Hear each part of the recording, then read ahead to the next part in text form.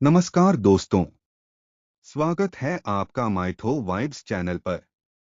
आज हम आपको पुत्रदा एकादशी की कथा सुनाने जा रहे हैं, जो निसंतान दंपतियों के लिए विशेष महत्व रखती है। आइए जानते हैं कैसे यह व्रत संतान प्राप्ति की कामना को पूरा करता है। एक बार महाराज युधिष्ठिर ने श्री कृष्ण से पूछा, हे केशव, कृपा करके यह बताइए कि पुत्रदा एकादशी का क्या महत्व है और इस दिन कौन से देवता की पूजा करनी चाहिए। इस पर भगवान श्री कृष्ण ने कहा, हे धर्मराज, यह प्रश्न अत्यंत उत्तम है। पुत्रदा एकादशी सभी पापों का नाश करती है और संतान सुख प्रदान करती है। इस व्रत में भगवान नारायण की पूजा की जाती है। अब मैं आपको इससे जुड़ी एक कथा सुनाता हूँ। भद्रावती नामक नगरी में एक राजा था, जिनका नाम सुकेतुमान था। उनकी रानी का नाम शव्य था। राजा धन, वैभव और यश से परिपूर्ण था, परंतु उनके कोई संतान नहीं थी।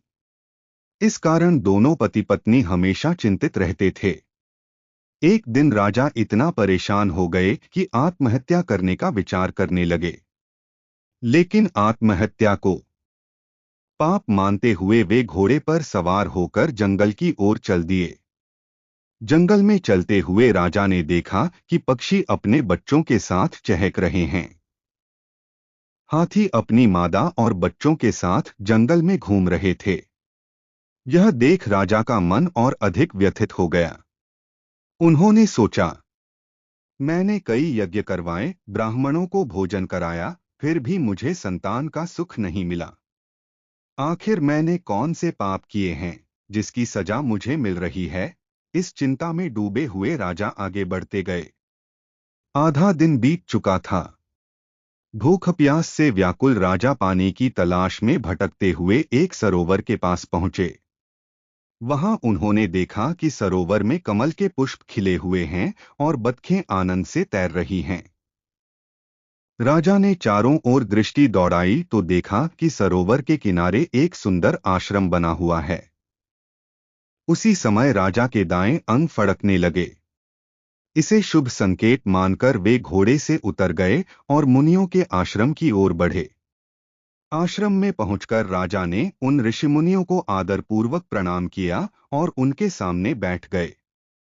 मुनियों ने राजा को देखकर पूछा, हे राजन, आप कौन हैं और यहाँ किस उद्देश्य से आए हैं? कृपया हमें अपनी समस्या बताएं। राजा ने विनम्रतापूर्वक कहा, महाराज, मैं एक संतानहीन राजा हूँ। मैं जानना चाहता हूँ कि क्या कोई उपाय है जिससे मेरी यह पीड़ा समाप्त हो सके।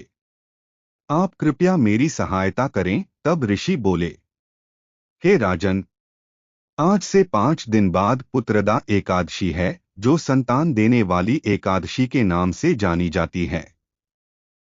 हम विश्वदेव हैं और इस सरोवर में स्नान करने के लिए आए हैं। यह सुनकर राजा ने निवेदन किया, हे महाराज, मेरे कोई संतान नहीं है।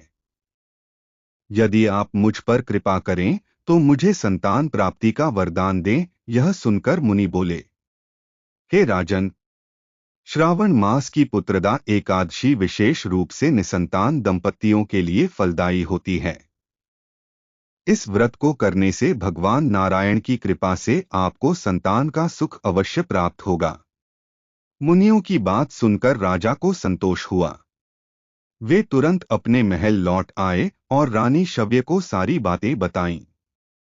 जब पुत्रदा एकादशी का दिन आया तो राजा और रानी ने पूरे विधि विधान से व्रत किया और भगवान नारायण की पूजा की। अगले दिन द्वादशी को व्रत का पारण किया। कुछ समय बाद रानी शव्य ने गर्भ धारण किया। 9 महीने बाद उनके यहाँ एक अत्यंत तेजस्वी और सुंदर पुत्र का जन्म हुआ। वह राजकुमार बहुत यशस्वी और प्रजा का पालन करने वाला आदर्श राजा बना। भगवान श्री कृष्ण ने कहा, हे युधिष्ठिर, पुत्र प्राप्ति के लिए पुत्रदा एकादशी का व्रत सर्वश्रेष्ठ माना गया है। जो व्यक्ति इस व्रत की कथा पढ़ते या सुनते हैं, वे सांसारिक सुखों का आनंद लेकर अंत में स्वर्ग लोक को प्राप्त करते हैं। पुत्रदा एकादशी का व्रत करने वाले व्यक्ति को प्रातःकाल जल्दी उठकर स्नान आदि से निवृत्त होना चाहिए। इसके पश्चात पति पत्नी दोनों को संतान प्राप्ति की कामना से श्री हरि नारायण की पूरे विधि विधान से पूजा करनी चाहिए। इस दिन व्रती को पुत्रदा एकादशी की कथा अवश्य सुननी चाहिए और भगवान नारायण की आरती करनी चाहिए। हे भगवान नारायण, जो भी श्रद्धा और भक्ति से इस कथा को सुनता या सुनाता है, उन सभी पर अपनी कृपा बरसाइए और उनकी सभी मनोकामनाएं पूर्ण कीजिए। जय श्री हरि नारायण।